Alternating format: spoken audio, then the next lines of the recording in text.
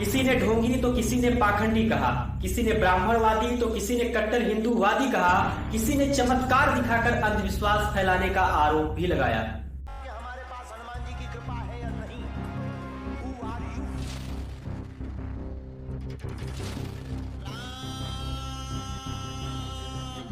जो ज्योतिष होते हैं वो सही है क्या गलत है? ये जो है ना, ये सब लोग हैं, अक्सर बकवास है।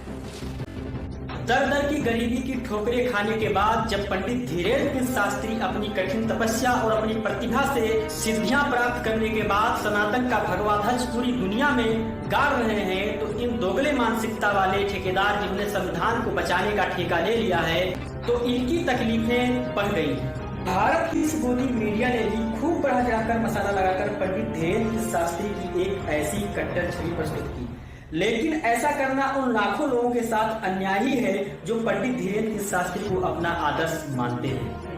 लेकिन आज हम आपको बागेश्वर धाम सरकार के उन कार्यों को बताएंगे जिन्हें ना तो किसी मीडिया ने दिखाया है और ना ही कोई जानता है। जी हाँ दोस्तों, मैं हूं रामजी पाठक और आप देख रहे हैं रामजी का फंडा। अगर आप हमारे चैनल पर नए हैं तो हमारे चैनल को सब्सक्राइब कर लीजिए। चलिए शुरू करते हैं। माँ अन्नपूर्णा रसोई की स्थापना।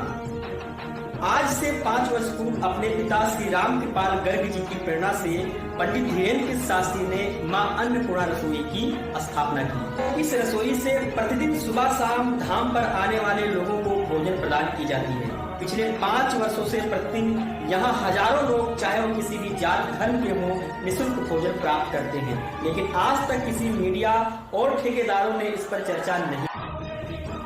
निर्धन और असहाय गरीब कन्याओं का विवाह। यह भारत का पहला ऐसा धाम है जहां दान पेटी में आए हुए दान से हर वर्ष असहाय गरीब बेटियों का विवाह कराया जाता है, चाहे वह किसी जाति समुदाय की क्यों ना हो। लेकिन जो लोग बागेश्वर धाम सरकार पर जातिवाद और कट्टरता का आरोप लगाते हैं, वह इस पर चुप्पी क्यों साधे हुए हैं? इस पर उन्हें कुछ जरूर बोलना चाहिए। 2023 में पूज्य महाराज ने 125 गरीब कन्याओं का कन्यादान करके अपने संकल्प को पूरा किया, लेकिन ये सारी चीजें मीडिया और वामपंथी ठेकेदारों को नहीं दिखी। गाय माता की सेवा। पूज्य गुरुदेव ने देश को गौ सेवा के लिए प्रेरित करते हुए एक राष्ट्रव्यापी अभियान चलाया। श्री गुरुदेव ने कहा कि हर एक हिंदू को एक गाय अपने घर पर पालना चाहिए। इसी संकल्प को धारण करके बागेश्वर धाम पर एक विशाल गौशाला का निर्माण किया गया, जहां पर लावारिस बेसहारा पशुओं का पालन पोषण किया जाता है। कैंसर हॉस्पिटल का निर्माण। पूज्य गुरुदेव कहते हैं कि शारीरिक कष्ट निवारण के लिए दवा और दुआ दोनों की जरूरत है। इसी उद्देश्य को आत्मसात करते हुए छतरपुर जिले में एक सेवाभावी कैंसर अस्पताल खोलने का संकल्प लिया है। उनका लक्ष्य है कि 2029 तक छतरपुर जिले में एक भव्य कैंसर अस्पताल का निर्माण किया जाएगा, जहां बेसहारा, गरीब, वंचित और जरूरतमंद लोगों को निःशुल्क उपचार किया जाएगा। सनातन और संस्कृति की रक्षा का संकल्प। जाति पंथों में बटे हुए हिंदू समाज को एकजुट करने तथा भारतीय वैदिक संस्कारों की पुनर्स्थापना के लिए पंडित धीरेन्द्र शास्त्री ने हिंदू राष्ट्र के निर्माण की संकल्पना की है। उनका उद्देश्य है कि जातियों में विभाजित हिंदू समाज अपने संस्कारों से विमुक्त हो रहा है। अब एकजुट होने का समय आ गया है।